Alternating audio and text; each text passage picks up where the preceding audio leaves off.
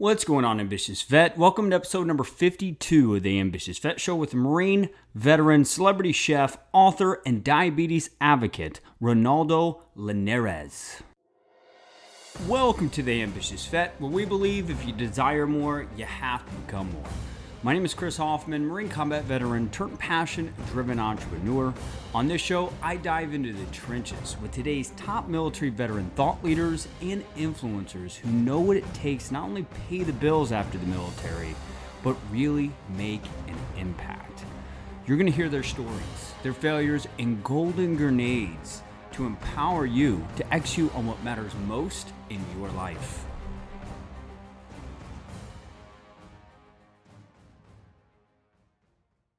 What's going on, Ambitious Vet? First and foremost, just want to say thank you for joining us for episode number 52. Big shout out to iHeartRadio for just approving this podcast. Now we just opened up in the United Kingdom. So what up, United Kingdom? Thanks for, the listeners that have downloaded it. That is now our 9th country this podcast is hitting.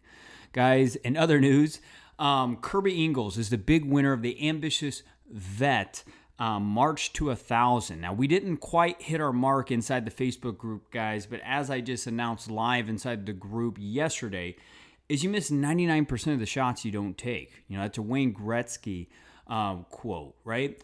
We shot high, and we're celebrating the small wins that led us up to this point. I mean, the group in the past 28 days has grown by over 422%, over 116 new veterans that didn't even know that there was the Ambitious Vet Tribe available, now has the resources, the connections, the tools, and all the content and video archives that are all inside that tribe readily accessible to them, guys. And I got to thank you, the people that are believing in this movement, for bringing all those people around this movement. So guys, it's people like you that continue to have us make the impact that fulfills our hearts and hopefully narrows the gap from where you're at to where you want to go out of the uniform. Hey, this is Steven, host of Knucklehead Podcast, and you're listening to the Ambitious Vet Podcast with Chris Hoffman. All right, so before we go ahead and jump into the trenches with Ronaldo Linares, I'm really excited to bring that to you. I want to ask you a quick question, Ambitious Vet. Wherever you're at, are you feeling like you're more reactive out of the uniform versus being proactive?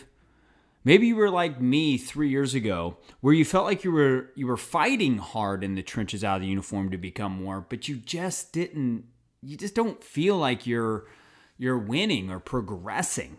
Guys, it's more normal than you think. I've interviewed over 100 people, on this podcast and in person, just to figure out what are the major things that stop us as veterans that get out and desire more to becoming more and creating that impact, creating more opportunity and just creating increase in our life, no matter if it's happiness, fulfillment, more money, more purpose in life, guys. And here's the thing. Is if you're looking to get more direction, you want more accountability, maybe you just want some frameworks to inspire new independent thought, new ideas for you to get unstuck in your life and create that lasting success that you deeply desire in your heart after the uniform.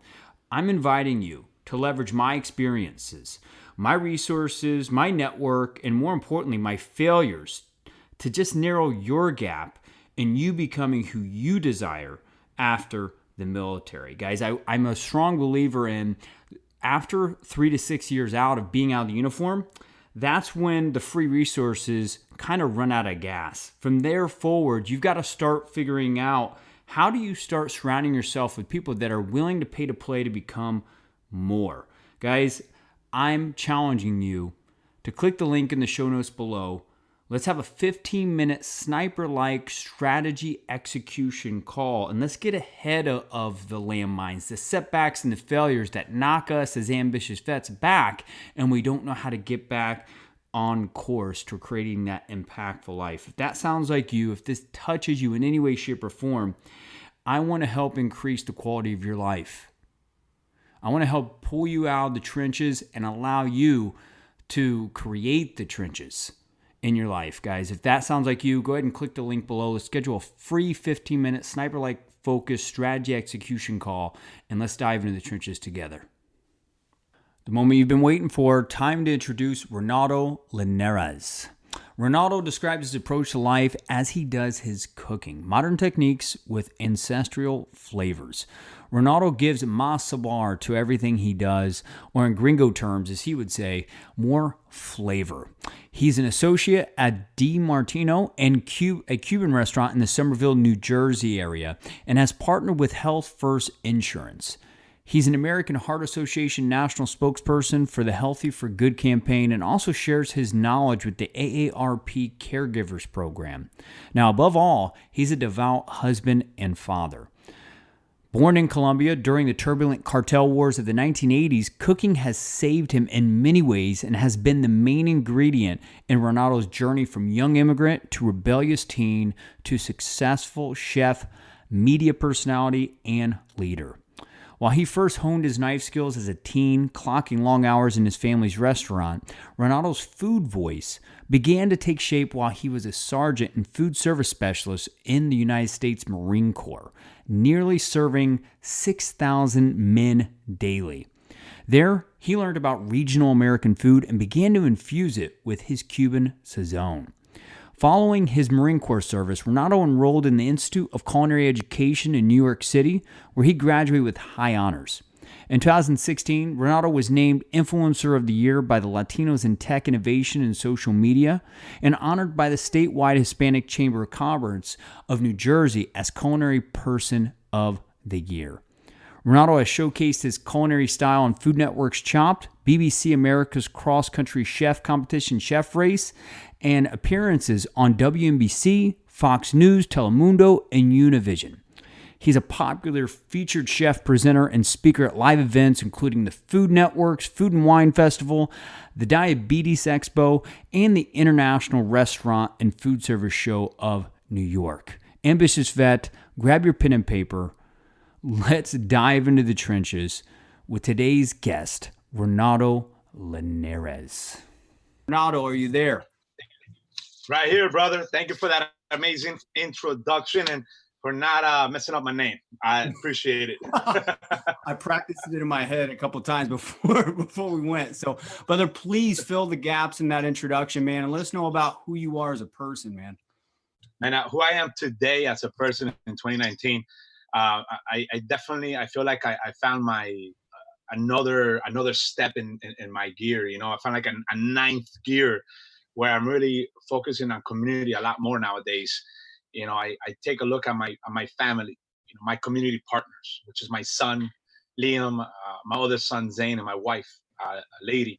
And those right there are my core.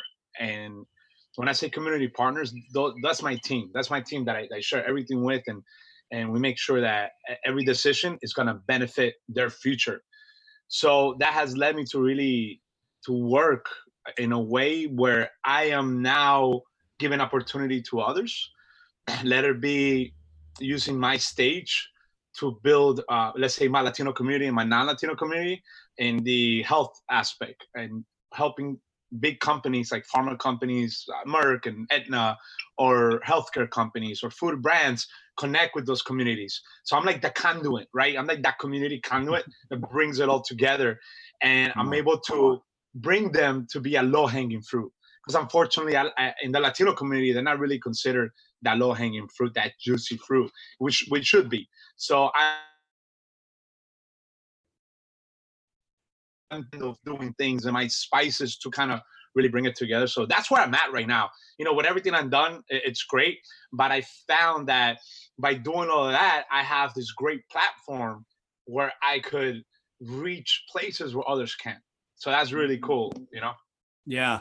I love that, man. Because when I was preparing for this interview earlier, I was just like, man, this guy has really maximized his platform of, you know, just really cooking, food service, you know, became the best chef he could be in his local community, and now is not stopping there, but looking at how he can use that platform to help solve diabetes problems. And, you know, we're going to talk a little bit more about servant leadership tonight, but I just love that ambition.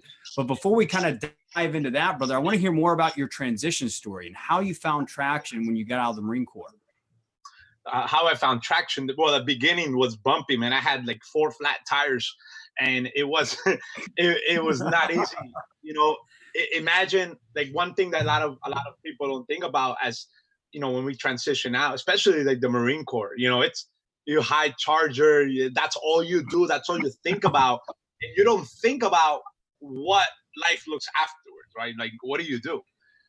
I had an idea what I was going to do. Unfortunately, we had this family business that I was going to come and run. That was like, that's what I'm going to do. But I never thought about that transition process, the structure. You know, we have a structure. We wake up at a certain time. We make our bed. We brush our teeth at a certain time. We take a shower. We go PT. We come back. Like everything is set, right? When you come out, it's gone. You kind of wake up that first day as a civilian. You're like, what the hell's going on, right? There's no uniform. There's you feel out of whack, and then you try to go into work and trying to acclimate, and all you know is blah blah blah. It's what are you doing? Come here. What is wrong with you? You better not be doing that right now. You need to cut. Like that was the Marine I was, man. I was like nuts, high charger. I used to dip my uniform in straight starch. Like I will fill a bucket with starch. That was my Sunday, and I would just iron it. Like I wanted to cut meat with my crease in my pants. Wow. So I brought that intensity into the civilian world. So I was such a pain in the butt at the restaurant. We had we have this family business, and my mother, like the employees they were terrified. Number one. Number two, they were always on edge. They were upset, and I just looked at them as weak. I'm like, you're weak-minded. You're a weak civilian. You can't take it. You can't take this structure. You need to be held accountable for your actions. I had the right thoughts, but I didn't have the right way of saying it, right? Of sharing it. The only way I knew was to be that Marine, because in the Marine Corps, that's normal, right? You go after somebody, you tell them what they did wrong, and they're like, "All right, Sergeant, roger that," and they fix it. My mother was like, "Nah." I remember the day she brought me into the office, and I was pissed off, man, because these guys were like, "I mean, what's going on here?" My mom's like, "Listen, you're suspended for 7 days." At your own family's restaurant. My whole family restaurant, man. My mom's like, "You're suspended. And if you don't change, don't even come back. Go somewhere else." So that really made me refocus. Like, what am I doing wrong? Like, I'm getting my stuff done. Everybody's doing their work, which I thought.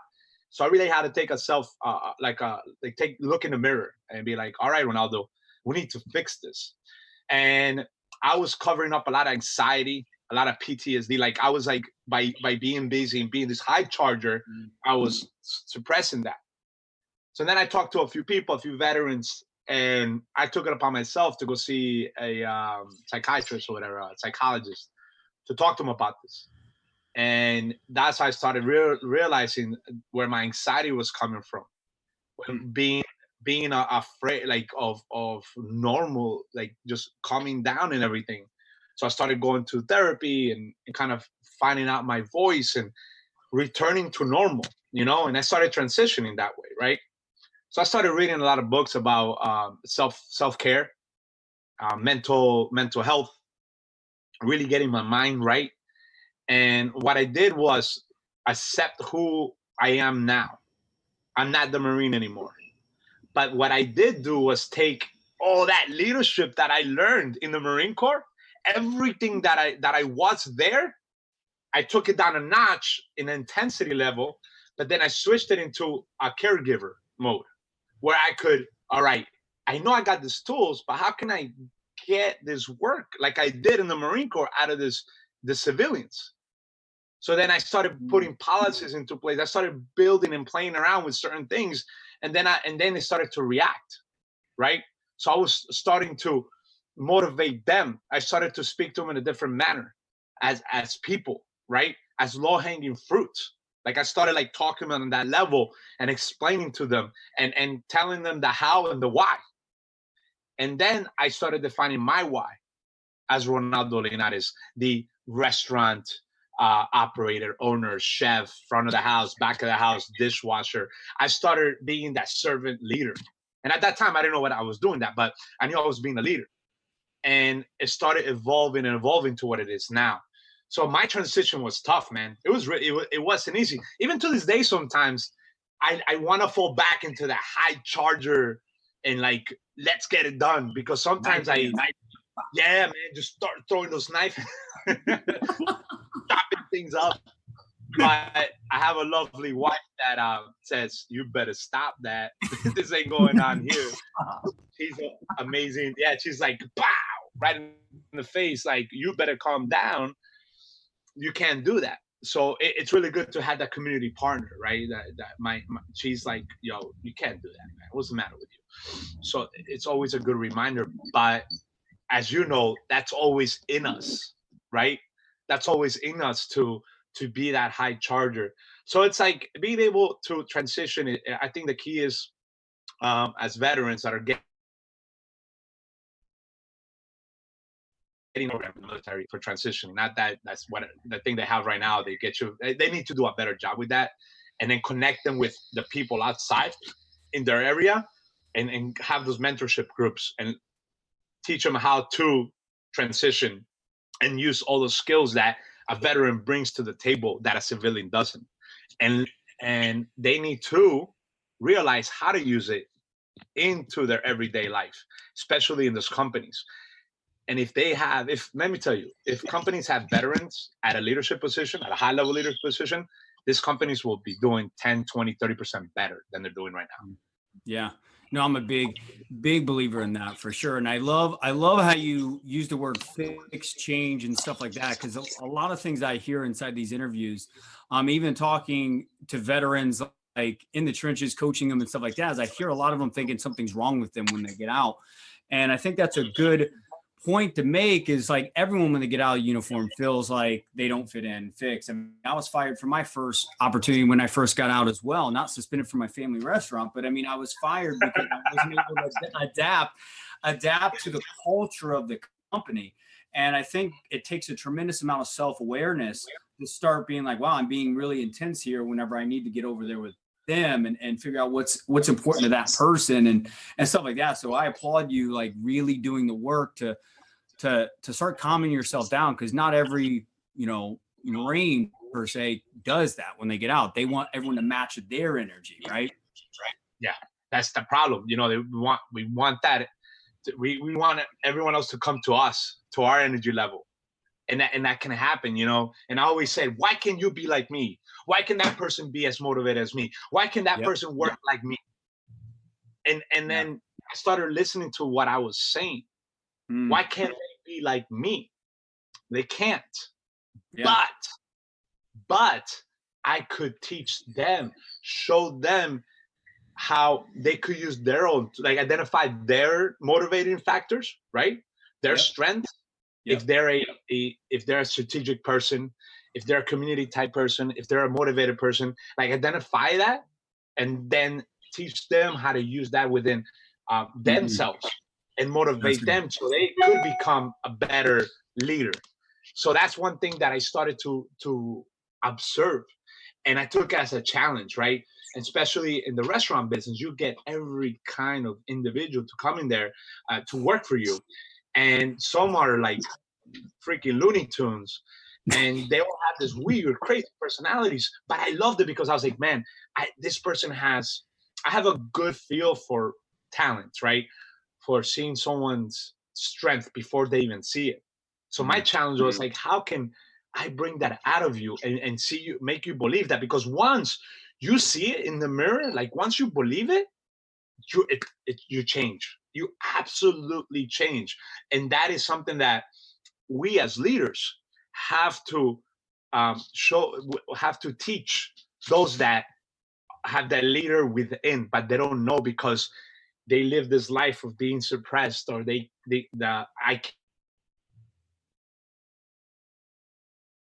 can't. My son says that sometimes, Liam, he's like, Daddy, I can't put my shirt on. I'm like, what did I say about I can't? It's like, don't use this. Why are we using I can't?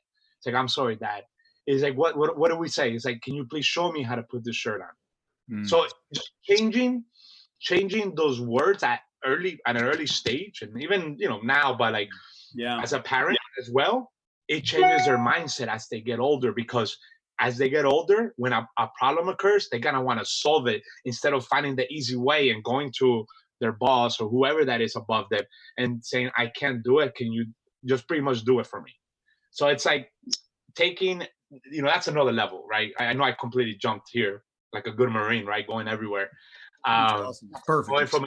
Going from an employee standpoint to a father standpoint, where I could implement those leadership traits to my son who's 5 years old. So I'm setting him up for success. Like I am doing everything my parents didn't do for me. Yeah. That I had to figure out on my own, like the hard way, Yeah. Yeah. No, that's brilliant, brother. I love how proactive you're setting him up, not to be reactive later in life, and how to be more resourceful, man. Because I don't know about you, but one of the best skills I learned getting out of the Marine Corps was how to be resourceful, how to not be the person with all the answers, but actually being more resourceful. I can connect you with this person or this resource, stuff like that increases your value and has your time have more margin to go create other stuff. Right.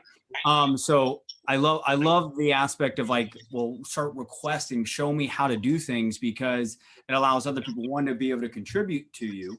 Right. But also it has you become resourceful long-term in your life. So I love that. So brother, what do you see is the hardest thing for veterans becoming more out of the uniform? What do you think their challenges are?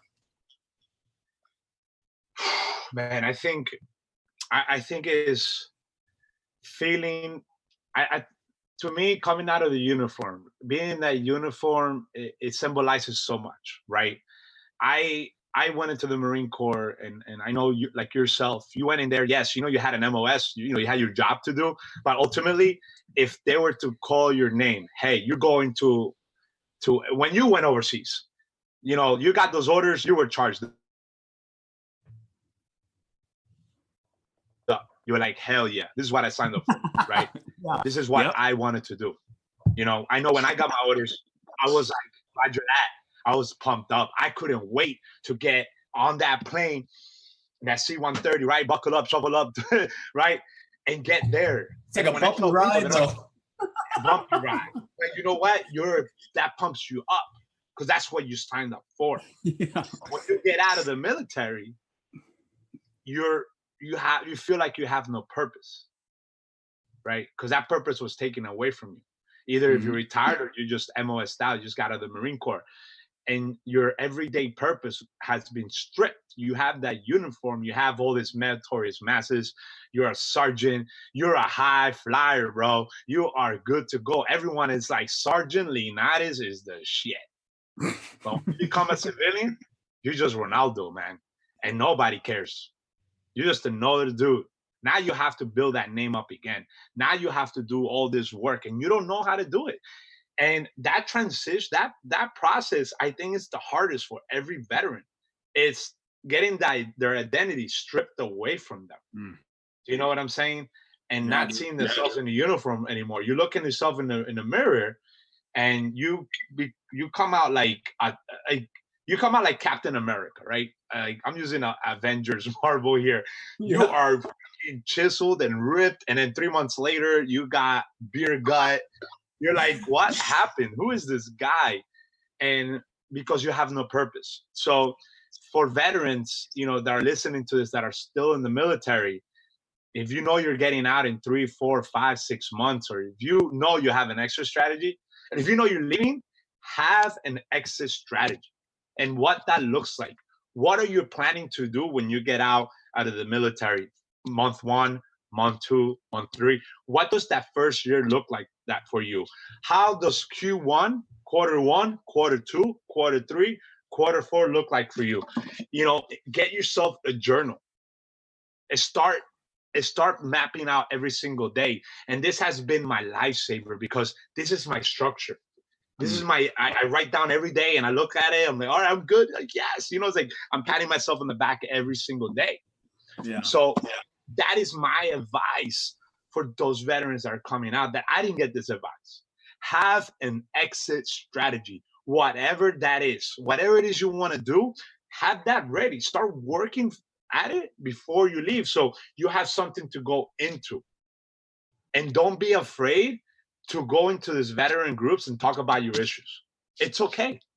It's okay to say you feel like hurting yourself.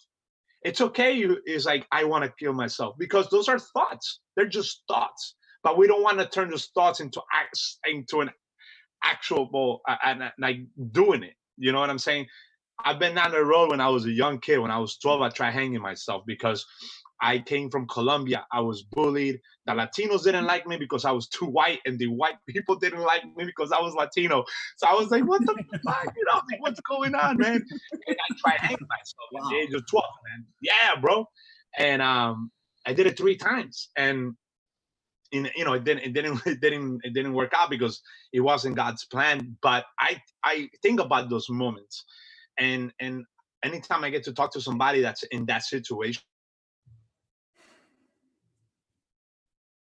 I could, share what I've been through, and I could tell them with soundly, like, hey, this is what you need to do to get out of that and move forward. You know what I'm saying? So Yeah. though I know it's a lot there, but like exit strategy, journaling, super, super important. You know what I mean? Good stuff. Good golden grenades, brother. I love the journaling. I think that's really good for self-reflection. I journal every morning, gratitude journaling, get my mind right first thing in the morning.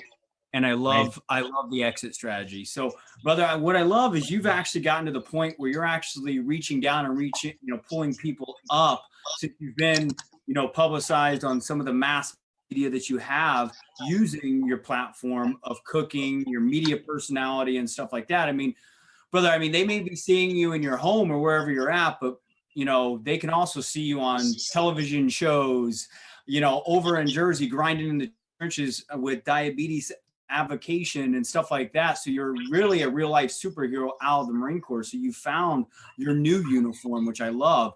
And brother, I love this whole new idea that you're doing, which is your next ambition, which is servant leadership. You're creating a 2-day workshop that, I think you said you were creating it with your wife. Can you talk about what servant leadership means to Ronaldo?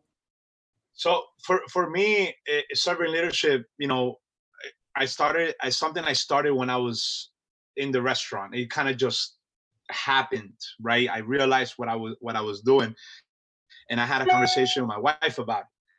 When we exit out of the restaurant, closed that one, and then we just opened the new one, De Martino, located in the same place, Somerville, New Jersey, and then the other one is located in Puerto Rico, at San Juan, Puerto Rico, La Lechonera.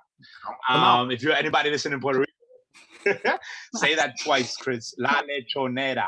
Not even gonna try. But anyway, so the servant leadership, especially in the restaurant business or any corporation, I think it's key, man. I think it's key because you're holding yourself as a leader accountable for everything. Like, it becomes your fault, everything. So if you take that approach to your daily job, when you are there at your place of work, and your employees, your team, actually changing that whole employee thing to team, it becomes huge, right? And actually starting investing time into every single one of your employees and learning about what their challenges are, what's going on at their home, if they're having issues, if they're feeling depressed, or they're tired, or they need some time off. Being able to identify that and realize that, and actually bringing them in and just talking to them about life, not work itself, and investing into their personal growth, it creates this what I like to call like this chain reaction within the business and the company, where they become your advocates, right? Each person becomes your advocate, and they start talking about you to their people around the coffee table or wherever there is they're gathering, and telling them, hey, Ronaldo brought me into the office today and talked to me about my kid, and he knew he was sick, and he was asking me if I needed some time off to go check him out. He noticed that I was here really late last night. He's letting me go early today. Those type of things as a leader, right? Being able to be a servant to them in that way, where, yes, you're not buckling at the knee, but you're doing enough where you're putting them as human beings as well, not just another employee. They're part of your team. They're part of your family. And that creates this amazing culture where everyone starts looking out for each other because they see the benefit of being working at a high level. So now production goes up within the company, profits go up, ROI goes up, health by default, everybody eating, exercising, all those things become this beautiful dance. And before you know it, you got this culture where you're just pretty much the tip of the umbrella and you're kind of just covering everybody, but each arm of the umbrella is holding it together, which is your team, so you're implementing, right? So within all that said, you're implementing the 4 core values, which are honesty, self-control, respect, and responsibility within. And that looks like, with honesty, just being truthful, right? Teaching that, and you teach that by you doing yourself, and then teaching that to your team. When it comes to self-control, you're controlling the conversation and reaction. As bosses, we turn to be too bossy instead of listening, right? Like, hey, I'm guilty of that, but it's something I work on all the time. So as a boss, as somebody in a leadership position, you have to know that you're in a leadership position for a reason. Your team, they don't know everything. They look at you as that. So when they come to you with an issue or a problem, if they did something wrong, you have to control that conversation. You can't get upset, and you have to control your reaction. And that is a great moment for you to show that servant leadership where you teach the lesson. They know they did it wrong and they won't do it again because they'll feel bad about it. Like, man, I let him down.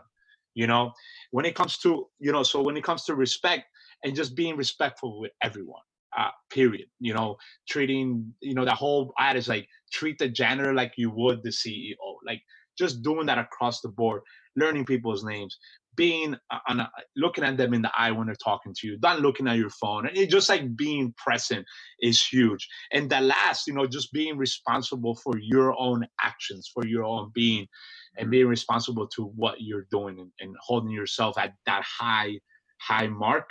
So everyone else holds themselves to that, Yeah, I think that's great. We did an employee guidelines, right? So we did a 13-page guideline for the restaurants. I did this like Bible, I like to call it, where like you don't have to think, right? You pick it up and it's there. Any questions there? So we all signed it though, right? I signed it. My brother signed it. Everyone signed it. So now that puts us at that level. Commitment. You know what I'm saying? Yeah. It was huge, bro. It's huge. So that's a little bit about that. Yeah, that's awesome. And that, you're making a special offer for the whole entire Ambitious Vet tribe. So for anybody that's a small or mid-sized company here, you're offering, now is this an in-person workshop on servant leadership, or is this an actual, online evergreen program that these smaller mid-sized companies can take? Can you kind of touch on that a little bit? How are you delivering it? Yeah, so right now it's an in-person workshop that we're doing. But we are working on putting it as an evergreen content, something that could be online and growing, right? We're going to put a community and everything to it. Like I said, it's something new that we're working on. And it's a new offering to what we're doing within the company. And my wife is amazing at it. So for regularly, we're charging this for $1,500, which is a great deal as it is. Some people are charging $3,000 for this, but then again, we want to make this accessible, and we want to be able to spread this kind of leadership within companies for them to grow. So for the Ambitious Tribe community, we're offering it at a half price. So it's $750, super cheap, and the results are instant. Like, we find people putting this into an application, like into their business right away. And it's really, really cool because it allows an immediate change. And imagine bringing something in that it's going to create immediate impact. That'd be huge. And I think there's a lot of companies that struggle with, employee retention and keeping quality inside their organization. If they bring in, someone that's high level that has a proven track record as far as creating leadership, figuring out how do we pull people up the left and right side of us. I think it only makes everyone better, and shows that you're willing to invest inside of employees. So I love the idea. So Ronaldo, we have a tradition here, man. 3 golden grenades. So anybody that's going to be listening to this on the podcast, live inside the Facebook group, or even on replay, what would be 3 golden grenades that you would drop in here right now for anybody that's wanting to become known for something like you, or just wants to create a little bit more impact in life after the uniform? All right, this is something that, like, I'm always looking to evolve, and this is something that I've been doing, and it's been working tremendously. So the first grenade, the first golden grenade, will be expectations, right? Have high expectations for yourself. If you don't have high expectations, positive expectations, like, I am gonna write another book, which I'm gonna do, like, for me personally. Yeah. Marathon. I am gonna get that position. I am gonna get hired. I am gonna get that promotion.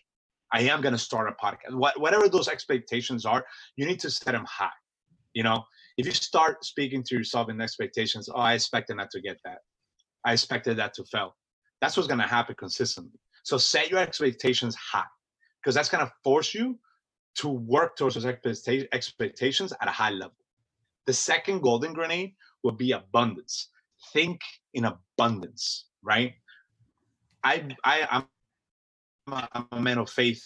I love God. I pray every day with my son. And one of the things is thinking in abundance and bringing that towards you, to you.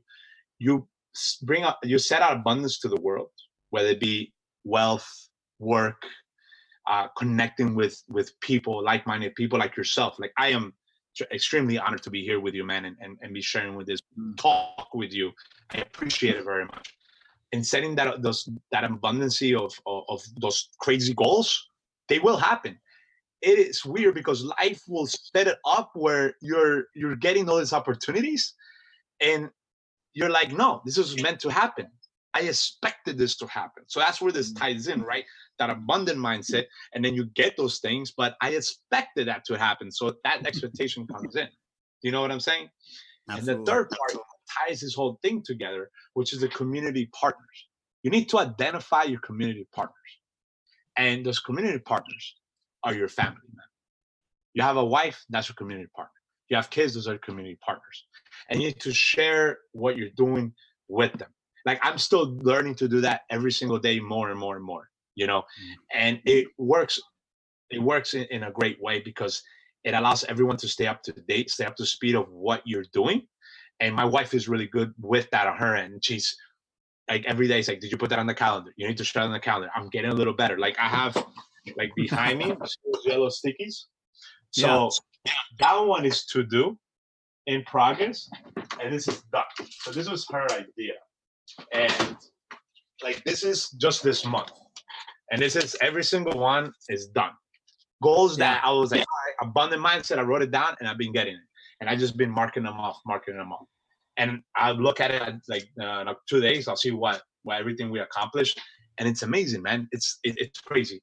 So community partner is such a key thing here. So expectations high, thinking abundant mindset, and have community partners. Identify them, love them, feed them good, massage them, just really, really bring them up, man. So those are my 3 golden grenades for the Ambitious Vet audience.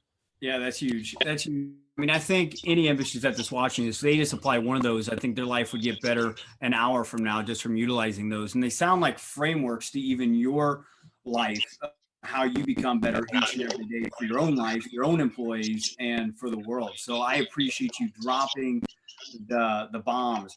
So Ronaldo, I mean, how can they go to find out more about you, brother? Where can they go? I'm going to post everything in the comments below and for the podcast and show notes below. Where can they go find out more about what you're up to in your life at this point? Man, definitely, like, I would say go to my LinkedIn page, Ronaldo Linares. I use that somewhat as my blog, and I have all my website and everything there, my Instagram link and Twitter link and Facebook link and all that. But I think for this community, I mean, the LinkedIn page will be most powerful because there we could definitely get on that professional level and I think engage better. Like you and I did. And that's why I love LinkedIn, because there's no BS there. There's no fluffer. So I know if you're reaching out through LinkedIn, I know you mean business. And we can't waste time. We don't have time to waste, because we got to use our time Glocks and keep those people away that are trying to steal our time. I love that. Ronaldo, I just want to acknowledge you, brother. We had a lot of feedback from either your part or my part during this acknowledgement session. I wanted to make sure anybody's listening to the recorded version. And Ronaldo, when you come back and listen to this, I want you to hear this acknowledgement and have this be received in your heart, brother, is that I just want to acknowledge you for who you are for our community. I want to acknowledge you for being, an immigrant that came from one of the most challenging times of Colombia's cartel wars, joining the United States Marine Corps, and even after that, not settling and consistently setting the example of what an ambitious vet is, brother. Over here at the Ambitious Vet community, tribe, whatever you want to call it, they'll always be your community partners, brother. And I just send nothing but forward progress and blessings to you and your family. Man, thank you very much. I appreciate your time tonight. It has been great podcast. I can't wait to listen back to it and just see what and hear what we said and get some of those gems out of there. And to the community, thank you for supporting Chris's podcast and just being here listening. And hopefully you were able to get good gems out of this. And I really appreciate it. And then for you, Chris, after we shut down, I got this book, just signed it for you, which I'll be mailing it to you, man. Come on. Yeah. I'll be that cookbook author, so I gotta send you that book. It's already signed and everything. So we're gonna be spicy in our kitchen over here. Thanks. No, my pleasure, man. That's the least I could do for you, man. Well, there you have it, Ambitious Vet, episode number 52 of the Ambitious Vet Show with Ronaldo Linares. Do us a favor, both me and Ronaldo, if you just found one golden grenade inside of this episode, please tag us with the number one golden grenade that you got from this podcast and any of your respected social medias. Allow us to gain the fulfillment that we're providing the golden grenades that are narrowing the time gaps from where you're at towards getting you to your next mission. We thank you ahead of time. So if you're an ambitious vet listening to this that runs a small or mid-sized company, or specifically just a restaurant, this man knows what it takes. You guys will see in all the links in the show notes below that he's been, everywhere as far as mass media, and as far as best-selling author, all that stuff. He really knows what it takes to build a thriving culture around what you're trying to create. So if you're looking to get more servant leadership, build a more vibrant, more connected, more closer culture inside of your small or mid-sized company, I encourage you to click the link in the show notes below, schedule that 30-minute discovery call with Ronaldo, and start figuring out what it takes to create a thriving culture inside your restaurant, small or mid-sized company. Subscribe, rate, review the podcast. Feedback is what allows anything to improve in life, and we want to improve for you. So meet us in the middle, and let's get better together. Sound good?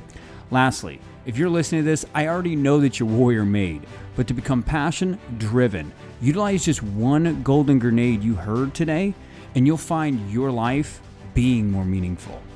Without further ado, let's get out in the trenches, and let's go get it.